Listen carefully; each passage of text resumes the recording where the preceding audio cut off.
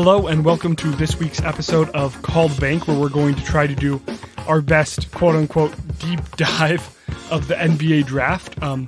There's just a lot of variables this year that haven't been taken into account, I think, or have been taken into account, but just are so different from other years in the sense where it's so much harder to do tryouts and workouts, and the combine has been messed up, and just so many things that have resulted in us just having a very unclear vision of who's going to go where and what's going to happen.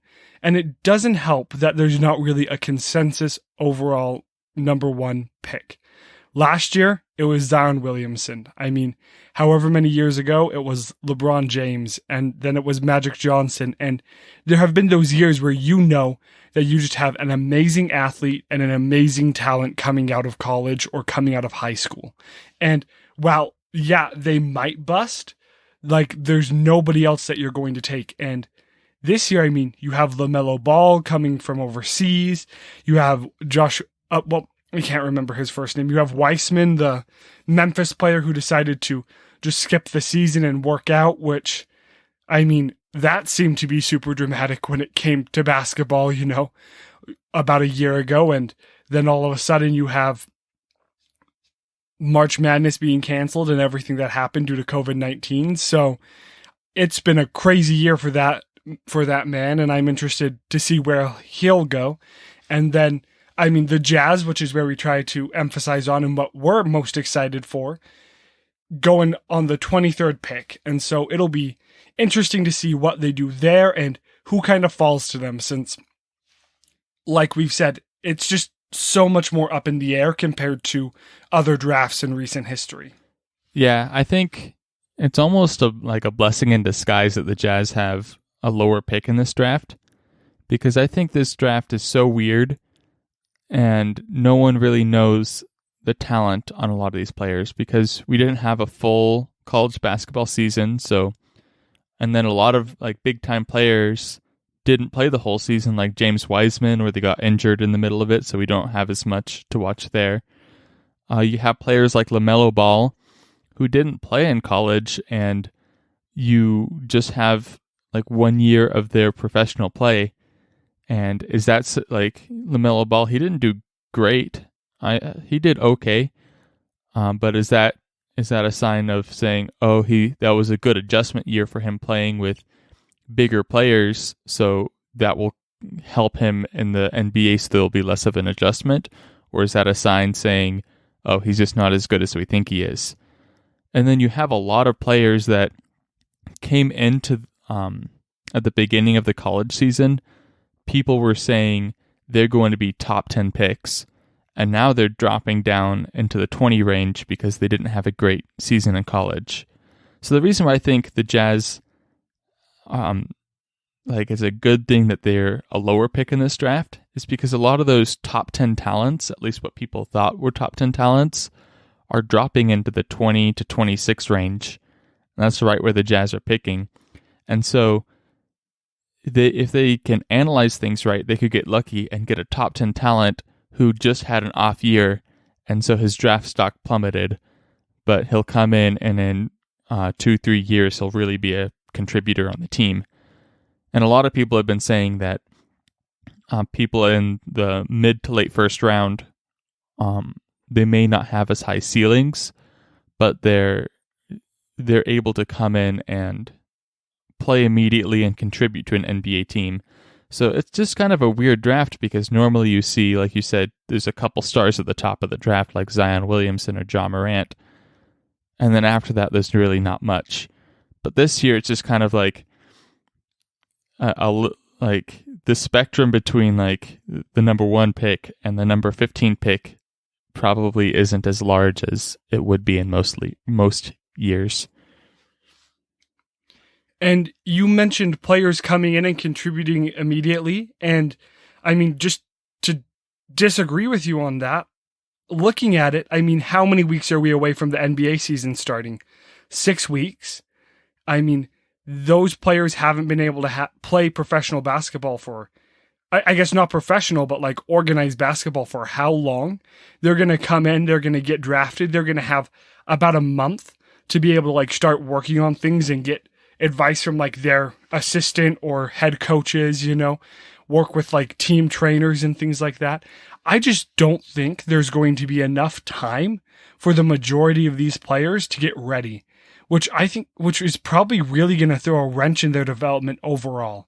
So I'm happy that the Jazz are in the 20s in large part because this is just a hard year to draft. And I mean, while understandably Dante Exum had injury issues for his career up to this point, and Enes Kanter hasn't been a complete bust in the league, I'm glad that the Jazz aren't in a situation, with a pick around number 5 where they're going to just have that much of a lottery's chance of getting someone good. And like you said, hopefully they'll be able to pick someone up good with the 23rd pick. But I mean, worst case scenario, they don't, and they're able to try to keep developing through other means and picking up new players via other methods. Yeah, that is an interesting thought, and maybe you're just not going to see a lot of rookies that just don't have good rookie seasons. And so maybe their sophomore season or their third season in the NBA will be a better indicator of whether they're a bust or not. But that being said, if you're the Jazz, obviously there's a lot of different players to choose from. So it'd be tough to like pick one player that you're definitely going to want, especially since you don't know who's going to be available on the board at 23. But what kind of player would you be looking for if you were the Utah Jazz? So, I mean, I would honestly be looking for like a small power forward, or maybe not, like just somewhere in that range, a 3 or a 4 is what I'd be looking at. Someone that you can put in the G League and develop and hopefully bring to the team, in a year or two. I really like that position overall, but they don't necessarily have like a super good 4. I mean, when you're playing Joe or Bogey at the 4, like that's really small, which is fine. The Jazz were able to be very successful with that. But if you're able to get a 4 who can shoot, which is a lot to ask, especially at the 23rd pick, but that's ideally who I'd want. The 5 or so mock drafts that I've looked at all have the Jazz taking a point guard, which actually really shocked me. And I guess that would be a much pick looking a lot more at the future, because right now you do have Conley and you do have Donovan Mitchell and you do have Joe Ingles. So that would probably be looking, who can we get so 4 or 5 years down the line they're developed and we don't have to rely on Joe and Conley's probably gone.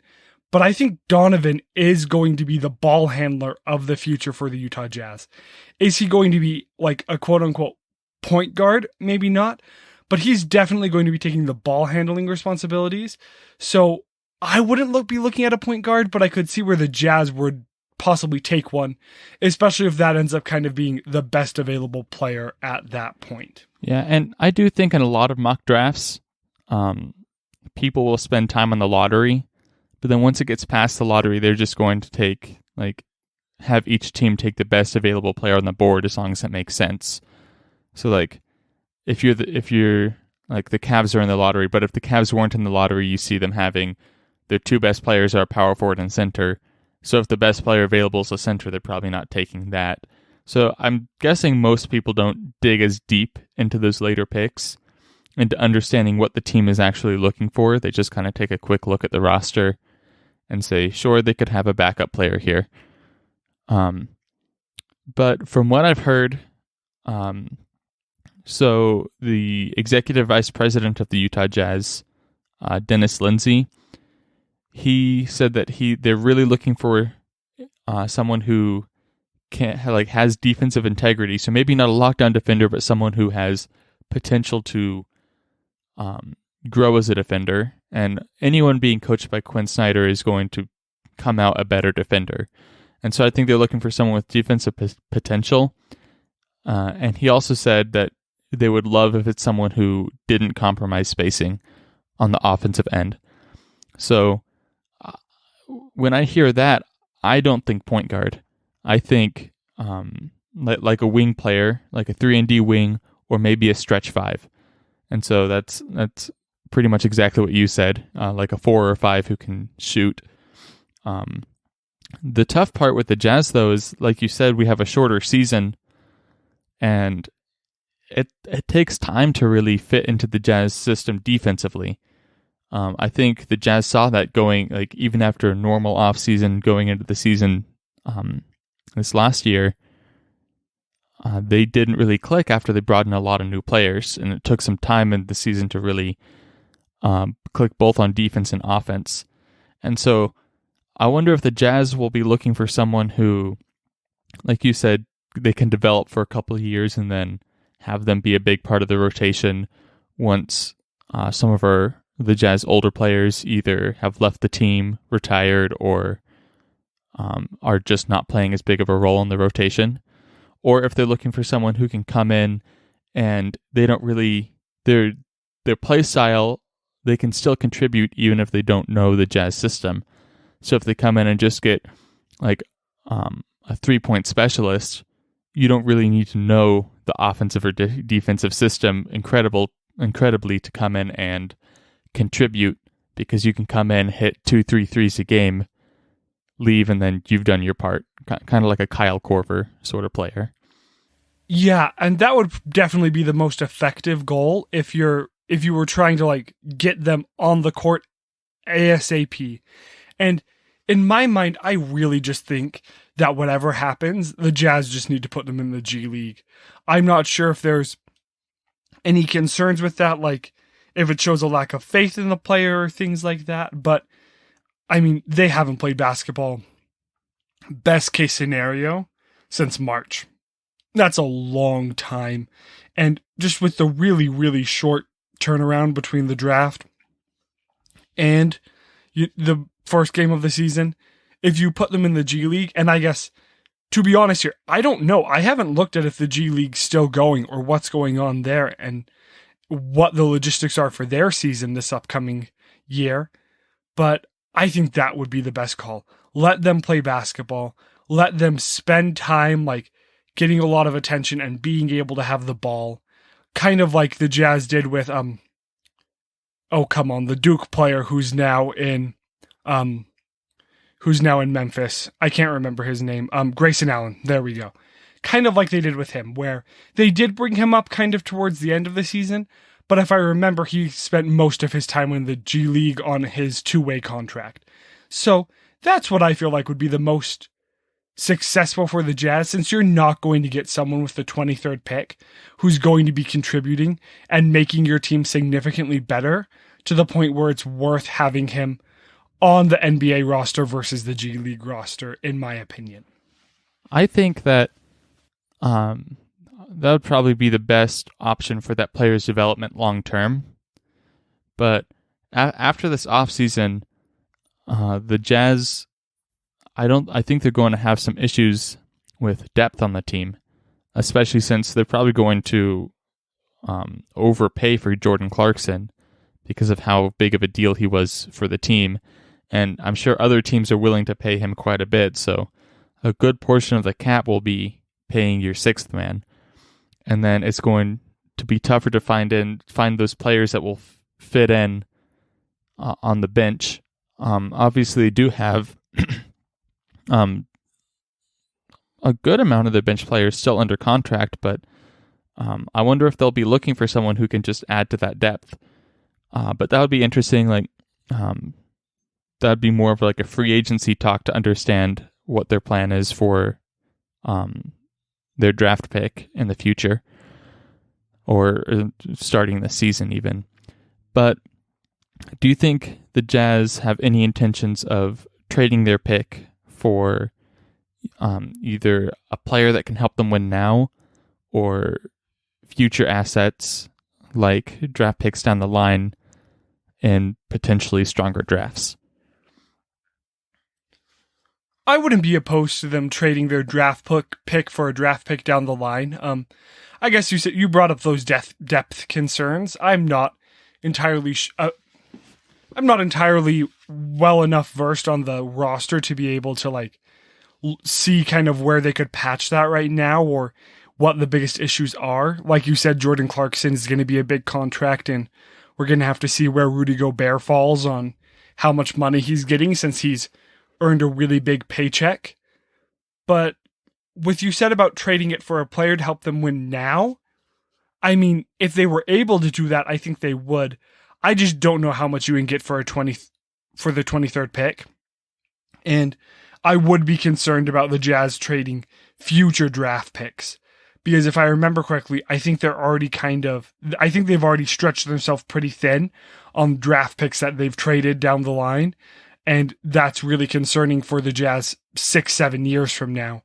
So I think trying to get someone who can develop now or get someone who you can win now would definitely be the two ideal scenarios. Trading it for someone down the line doesn't seem like a good call in my book. Yeah, if I were to trade the pick and I was the Jazz, I'd probably be looking for a second round pick this year and either a solid role player along with that or a future first rounder from the team that you're trading that your pick for. And I think the Jazz, in that case, I think there's some decent talent in the second round or some good talent that might fall to the second round. And in that case, the Jazz can pick them up, keep them in the G League, and develop them there when with the second round pick, you're not really expecting them to come onto the roster. And then if they can get a role player who can fit in right now with veteran experience, that would be better for the Jazz now than picking a rookie who could come in and then you have to show them the ropes before they can really make a huge difference. That being said, I don't know if there's a team out there that would give that much for a 23 overall pick, unless it's draft night and there's a player that they really love right there, and then that pick would become more valuable for that specific team. So I don't think the Jazz are going to be trading their pick before draft night, but I bet they will be listening to offers if anyone calls on draft night for their pick.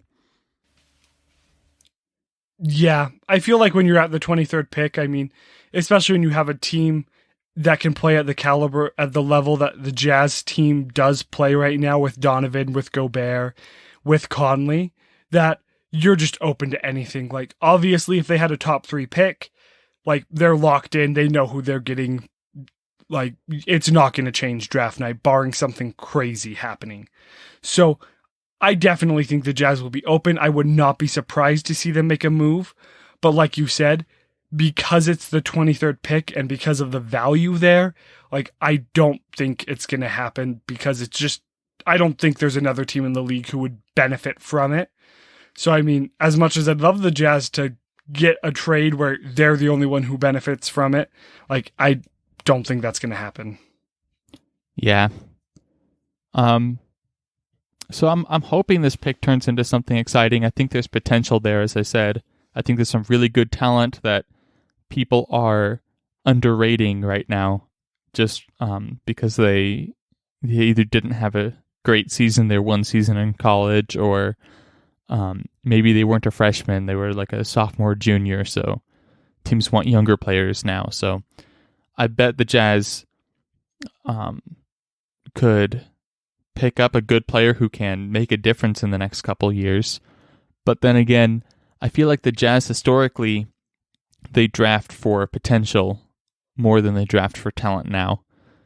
And that may change now that they're in more of a win-now state. But even back when they were with Darren Williams and back in the Stockton Malone days, I feel like a lot of the times they were drafting more for potential. That's what they did when they drafted Stockton. And so maybe the Jazz plan just already, they just know they're going for someone who they think can develop into, who has the highest ceiling, rather than someone who can play a role in their rotation this year or next. Yeah, and once you get out of lottery, I really think that that's where you get to the point where the best decision is to draft for ceiling. Just because overall it gives you the most value down the line. It gives you the best player. It gives you the ability to trade them. I mean, if they have a really high ceiling, it definitely gives you the ability to trade them even if they're not playing that well, because people like see that potential. And so it'll be just a really intriguing draft. I know we didn't get super into like who the Jazz are going to take, but I mean, anyone who's able to do that knows a lot more and has been able to put in a lot more time than us. So we're just not going to try to pretend to have any idea who they could take. An interesting pick for the Jazz in the second round, just off the top of my head, because I was thinking about this, and this is in large part because, I really am a BYU basketball fan. Yoli Childs is going to be super interesting. He averaged 22.2 points a game, 9 rebounds, 2 assists, 57% from field goals, and 48% from 3. His free throw percentage was abysmal at 53%, and he's 22. So, I mean, he's definitely older than most NBA teams are looking for, but he's going to go in the second round or have a chance at like tryouts afterwards as an undrafted free agent. And while I don't see him being, like really big player down the line, if he developed into, but he could really develop into an off the bench guy with a lot of success, especially with his 3-point shooting ability. So I am excited to see where he went, and I do think he could fit in with the Jazz. I always have some reservations about the Jazz taking a player from the state. I think it puts a lot of pressure on the organization from the fans to try to do things that's just not healthy for the team. So don't know if he's going to end up going to the Jazz, but I think that would be super exciting to watch him play on the Stars or just in the G League in general, and see what he can develop into. Yeah, and if the Jazz are looking for that, I think most people are predicting that he won't get drafted in the second round, or if he does, it's a later second round pick. So the Jazz wouldn't really have to give up much to get that draft pick if they're looking for that, or they might just be able to sign him to their G League team and just work him out and keep him around. I'm sure a lot of BYU fans would be excited about that. But before we close off this episode, we've been talking about the Jazz, so we've been mainly talking about what the Jazz are looking for, or players in like the 20 to 26 range on most mock drafts. But what's your opinion? There's a lot of controversy right now around who should be picked first and who other teams should pick. And so I think most mock drafts are saying that really the 4 top players are Anthony Edwards, Deni Avdija, James Wiseman, and LaMelo Ball. And the top 4 picks are the T-Wolves, the Warriors, the Hornets, and the Bulls. And so where do you think those 4 players will be drafted if they are the top 4? Like what order? And do you think those teams would benefit from having those, or should they trade the pick to another team who may benefit more from that? So I'm not super well versed on what they need. I don't think James Wiseman I don't think he's going to go to Golden State. Like 100% confident there. No reason for LaMelo Ball to go to Golden State. And overall, while I think it would be really interesting to see Golden State, use their pick and keep it, I think the best decision would be for them to trade it and try to get some more depth. I don't know what options would be available for them. Looking at it, the T-Wolves, the T-Wolves remind me, Karl Anthony Towns is still on the T-Wolves, yes, right? Yes, so their main core is D'Lo and Cat. So, you don't need a center on that team. Like, Cat is already super big. I don't think getting James Wiseman would be best for him or for the T-Wolves. And James Wiseman has said that he doesn't want to be drafted by the T-Wolves, so I don't think the Timberwolves will be looking for that. That definitely seals the deal there. That definitely seals the deal. As for LaMelo Ball, I'm just going to put him on the Bulls because I don't think that anyone else should pick him. Like, I understand he would have a lot of potential, but the Ball family just has issues, and it's been really, really hard with his older brother. Like, I just think that that's going to hurt his draft stock, but we'll see. So looking at it, I definitely think that, and I mean, I am looking at a mock draft right now. I can definitely see Anthony Edwards going first, which is what I've seen overall, just because a shooting guard, from my limited understanding, seems to fit the T-Wolves better. And then that puts me pretty much putting James Weissman on the Hornets, just because I think LaMelo Ball is going to drop all the way, and I don't think Golden State's going to take him to, and then Denny Avdija to Golden State. Small forward seems like it would fit their small ball style of play, and seems to probably make the best decision. And he is international in a way that LaMelo Ball isn't, even though LaMelo Ball is. And there's always kind of like a bit more of a lottery aspect to that, where you can get someone who tanks, or you can go and get Luka Doncic and have him be like the face of the league in the next 5-6 years.